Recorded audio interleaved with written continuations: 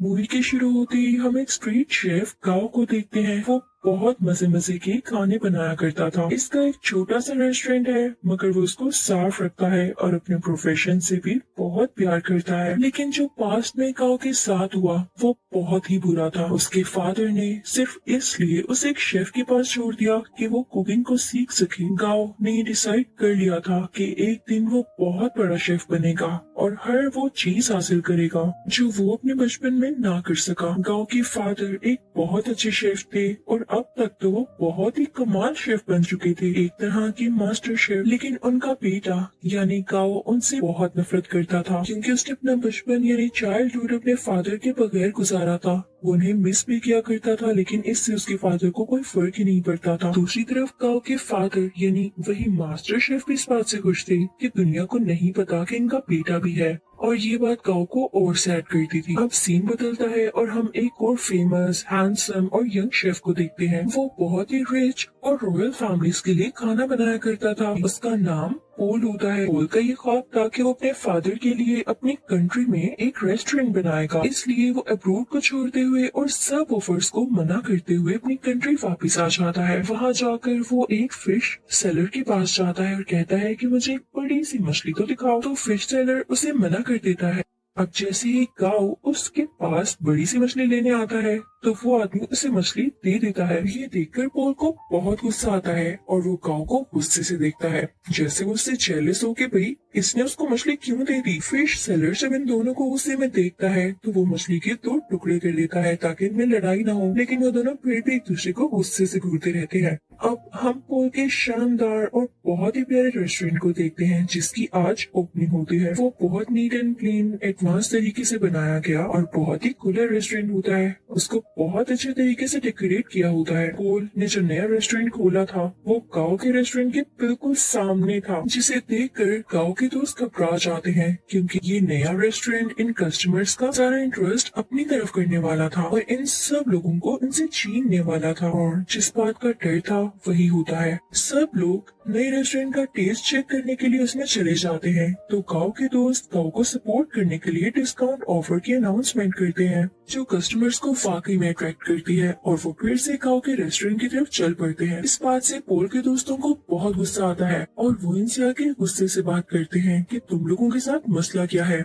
हमारी सक्सेस तुम लोगों से देखी नहीं जा रही। फिर एट द एंड दोनों पार्टीज में डिसाइड होता है कि क्यों ना एक कंपटीशन रखा जाए और देखा जाए कि किस शेफ के हाथ में ज्यादा टेस्ट है। अब दोनों को जबरदस्ती कंपटीशन में पार्ट लेने के लिए कहा जाता है। पहले तो वो मान नहीं रहे होते, लेकिन जब एक दूसरे को देखते हैं तो पहचान लेते हैं कि इन लोगों का सामना तो उस दिन फिश स्टॉल पर हुआ था, तो ये लोग कंपटीशन के लिए रेडी हो जाते हैं। अब टेबल लग जाता है और उस पर एक बड़ी सी फिश रखी जाती है जिसको इन दोनों ने काटना था। अब सबसे पहले पोल फिश को काटता है और उसके कांटे बहुत स्मूथली और तेजी के साथ निकालने लगता है। उसका ये तरीका सबको बहुत पसंद आता है। अब वो फिश फेंकता है गाँव की तरफ। गाँव भी फिश को बड़े अच्छे तरीके से काटता है और उसकी स्किन जब सबको दिखाता है तो उस पर जरा सा भी फ्लैश नहीं होता, यानी उस पर जरा सा भी फिश का मीट नहीं लगा होता। तो उसको भी सब बहुत एडमायर करते हैं, यानी दोनों की बराबर तारीफ होती है। अब वहाँ एक चेयरमैन भी होते हैं जो उनसे कहते हैं कि एक इंटरनेशनल कुकिंग कंपटीशन होता है, मुझे लगता है कि तुम दोनों को उसमें पार्ट लेना चाहिए। अब दोनों को प्रूव तो करना था कि इनमें से कौन बेस्ट शेफ है,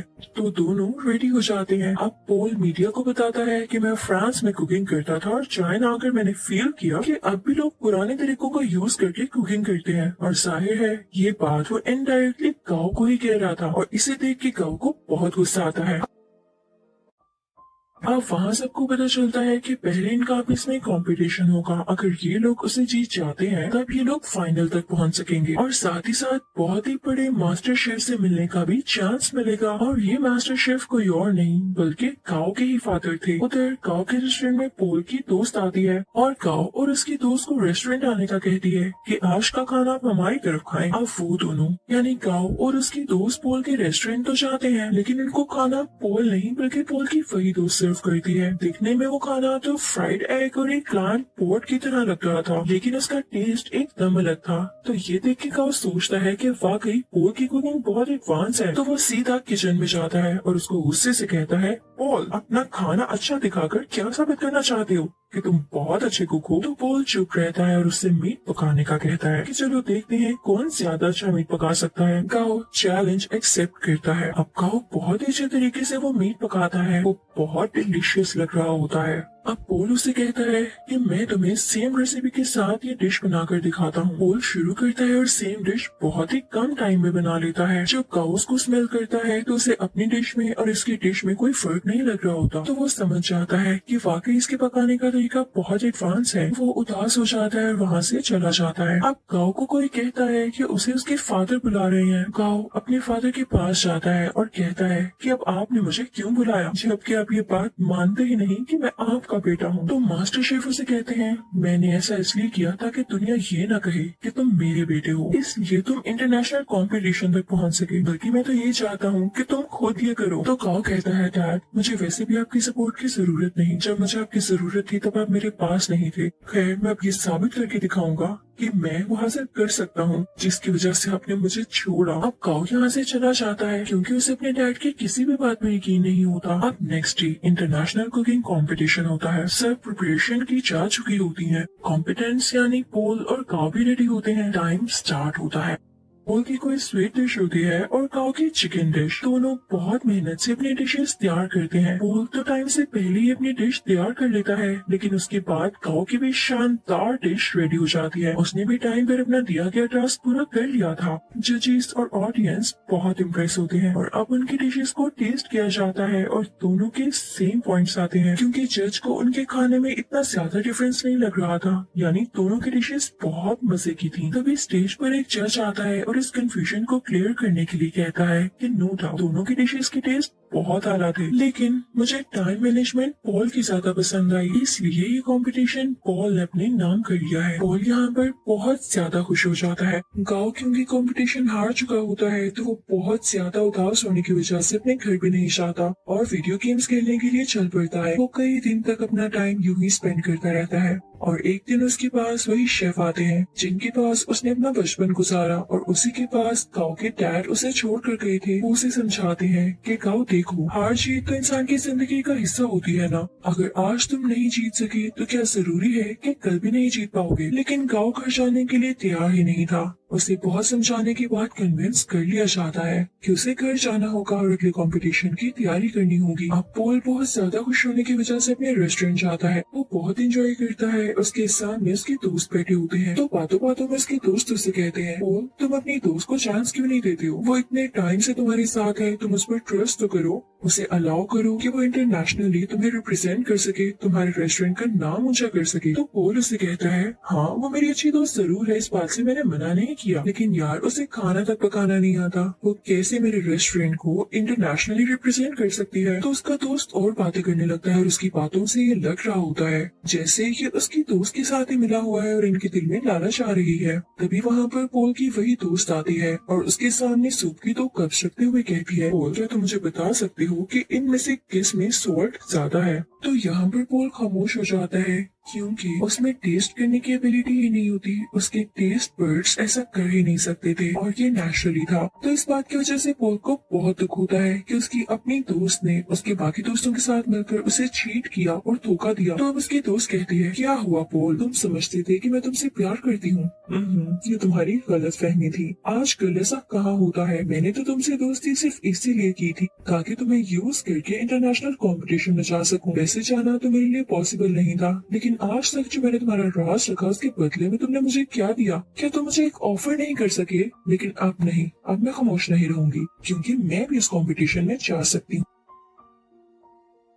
अब यहाँ पर एक और बड़ी बात रिवील होती है कि पोल के ही दोस्त के साथ मिलकर पोल को चीट कर रही थी, क्योंकि वो दोनों अब रिलेशनशिप में थे और पोल के अगेंस्ट ही एक साजिश यानी कॉन्स्पिरेसी चल रहे थे कि पोल के रेस्टोरेंट को बेच देंगे और उनसे जो पैसे आएंगे उनसे अपनी लाइफ स्टार्ट करेंगे। लेकिन पोल भी ऐसा होने दे नहीं सकता था। पोल बहुत उदास हो जाता है और अपने रेस्टोरेंट से बाहर आ जाता है। रात हो चुकी होती है और वो बाहर बैठकर ड्रिंक करने लगता है। तभी उसे काऊ भी देख लेता है और उसके पास आके कहता है, पोल तुम उदास क्यों बैठे हो यार, तुम तो जीत चुके हो, तुम्हें खुश होना चाहिए। तो पोल उससे कहता है, हाँ जीत तो चुका हूँ पर हार भी बहुत कुछ चुका हूँ। खैर तुम छोड़ो, तुम्हें एक बात बताता हूँ, सामने ये बैनर देख रहे हो, वो इनफैक्ट काऊ के फादर यानी उसी मास्टर शेफ की पिक्चर होती है। तो पोल उसकी तरफ इशारा करके कहता है कि ये मेरे आइडियल है, मैं चाहता हूँ मैं इनकी तरह बनूं। तो काऊ आगे से हल्का सा मुस्कुराता है और कहता है, पोल ये मेरे फादर हैं, तुम यही सोचते हो ना कि अच्छे इंसान है और तुम इनके जैसा बनो, तो मैं तुम्हें बताऊं मेरे फादर दिल के बहुत बुरे हैं। काऊ से अपने पास्ट की स्टोरी बताने लगता है कि उन्होंने मेरे साथ क्या क्या किया। पहले तो पोल कहता है, काऊ तुम मजाक कर रहे हो यार, बस कर दो। लेकिन काऊ से बताता है, नहीं वो मुझे बचपन में वाकई में छोड़ गए थे, सिर्फ इसलिए कि मैं उनके प्रोफेशन को अपना नहीं पा रहा था। मैंने अपना सारा बचपन उनके बगैर गुजारा है। तो पोल कहता है, अच्छा उदास नहीं हो, अब हम क्या कर सकते हैं। तो काऊ से कहता है, बॉटल्स फेंक सकते हैं। तब वो दोनों खाली बोतल्स उस बैनर की तरफ फेंकने लगते हैं और बहुत खुश होते हैं। यहाँ पर इन दोनों में दोस्ती हो जाती है और ये सीन बहुत ही ज्यादा क्यूट है। अब पोल जब वहाँ से अपने रेस्टोरेंट वापस जाता है तो देखता है कि उसके दोस्त उसके रेस्टोरेंट का सौदा कर रहे होते हैं। तो पोल उनसे कहता है, ये क्या हो रहा है, तुम लोग मेरी इजाजत के बगैर ऐसा कर भी कैसे सकते हो। तो उसके दोस्त उससे कहते हैं, मुझे ये बताओ इंटरनेशनल कंपटीशन में अपने साथ किसको लेकर जाओगे, क्योंकि राउंड 2 में अकेले नहीं पका सकते, आपके साथ आपका पार्टनर होना लाजमी होता है। क्या तुम अपनी दोस्त को लेकर जाओगे। तो पोल कहता है, मेरा दिमाग नहीं खराब, मैंने डिसाइड कर लिया है कि मैं किसे अपने साथ लेके जाऊंगा जो कि वाकई डिजर्विंग है। पोल यहाँ पर काऊ का नाम लेता है। तो ये सुनकर उसके दोस्त काफी जेलस होते हैं। उनमें से एक कहता है, पोल याद रखना तुम्हारा करियर मिट्टी में मिल जाएगा। तो पोल उसे अपने सर से हिट करता है, उन सबको वहाँ से भगा देता है। जब भी सारे लोग चले जाते हैं तो काऊ का वही गार्डियन शेफ पोल से कहता है, पोल वाकई तुमने ये सोचा है कि तुम काऊ को अपने साथ लेकर जाओगे। तो पोल कहता है, हाँ क्यों नहीं, और साथ ही वो काऊ के शोल्डर पर पैट करता है और कहता है, हाँ ये डिजर्विंग है। सब बहुत खुश होते हैं। अब यहाँ पे कंपटीशन की तैयारियां शुरू हो जाती हैं। दोनों में ये डिसाइड होता है कि पोल काऊ को अपने नए तरीके सिखाएगा, जबकि काऊ पोल को अपने पुराने तरीके जिस तरह से वो कुकिंग करता है। काऊ पोल से कहता है, तुम परेशान मत होना, अगर तुम्हारे टेस्ट बड्स काम नहीं करते मैं तुम्हारा टेस्ट वापस लाने में तुम्हारी मदद करूंगा। वो उसे समझाता रहता है कि इस तरह करो। पोल भी उसे नए नए तरीके बताता रहता है और यहाँ पर इन दोनों का काफी अच्छा टाइम स्पेंड हो जाता है। ये रोज खाना बनाने की प्रैक्टिस करते, साथ साथ डांस करते, सिंगिंग करते और बातें करते। और अब यहाँ इन दोनों की दोस्ती और भी गहरी हो चुकी थी। अब वो दिन भी आ जाता है जब इंटरनेशनल कंपटीशन का राउंड 2 होता है। ये दोनों अपनी डिश बहुत अच्छे तरीके से बनाने लगते हैं और कम ही टाइम में बहुत अच्छी स्वीट डिश तैयार कर लेते हैं, जो कि जजेस को इतनी ज्यादा पसंद आती है कि वो कहते हैं हमने आज तक ऐसी डिश नहीं खाई। और ये राउंड ये दोनों विन कर लेते हैं। और सही कहा जाता है कि यूनिटी इज स्ट्रेंथ। अब इसके बाद शुरू होना होता है थर्ड राउंड, जो कि कुछ दिन बाद था। और ये कंपटीशन इनका उसी मास्टर शेफ यानी काऊ के फादर के साथ था। तो यहाँ पर पोल काऊ से कहता है, मुझे लगता है कि तुम इस कंपटीशन को जीत सकते हो, तो तुम चले जाना। तो काऊ पोल से कहता है, तुम बहुत अच्छे शेफ हो, तुम्हें तो एडवांस तरीके भी पता है, तुम मेरे से भी ज्यादा अच्छा कर सकते हो। तो पोल कहता है, नहीं ऐसी बात नहीं, देखो मैंने अपने फादर का ड्रीम पूरा किया अपना रेस्टोरेंट बनाकर, तो तुम अपने फादर का ड्रीम पूरा करो ना। वो तुम्हें एक बहुत अच्छा शेफ देखना चाहते थे, तो तुम उनके सामने जाकर कुकिंग करो और उन्हें प्रूव कर दो कि तुम बहुत अच्छे शेफ बन सकते हो। तो काऊ मान जाता है और पोल का शुक्रिया अदा करता है। अब थर्ड और फाइनल राउंड स्टार्ट हो चुका होता है।